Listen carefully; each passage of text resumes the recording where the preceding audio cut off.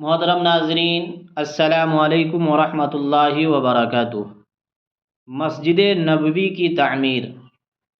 مدینہ طیبہ میں قیام کے بعد رسول اللہ صلی اللہ علیہ وسلم نے سب سے پہلی ایک مسجد کی تعمیر کی، جسے مسجد نبوی سے جانا جاتا ہے، جہاں آپ صلی اللہ علیہ وسلم کا قیام تھا۔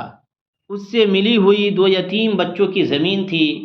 آپ صلی اللہ علیہ وسلم نے اس کو مسجد کے لیے پسند فرمایا۔ ان دونوں بچوں نے اسے مفت پیش کرنا چاہا، مگر آپ صلی اللہ علیہ وسلم نے اسے قیمت دے کر خریدا۔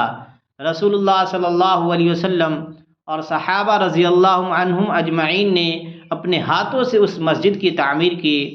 صحابہ کرام رضی اللہ عنہم اجمعین پتھر اٹھا اٹھا کر لاتے اور خوشی میں شوقیہ اشعار پڑھتے اور اللہ کا شکر بجا لاتے۔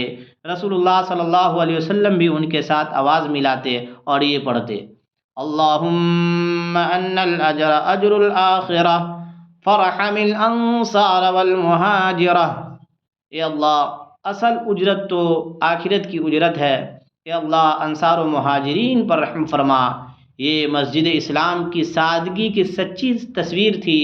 اس کی دیواریں کچی تھی، اس کے پائے کھجور کے تنے تھے اور اس کی چھت کھجور کے پتے کے تھے، مگر اس کا امام اللہ کا نبی صلی اللہ علیہ وسلم اور اس کے نمازی صحابہ کرام رضی اللہ عنہم اجمعین جیسی مقدس ہستیاں تھیں۔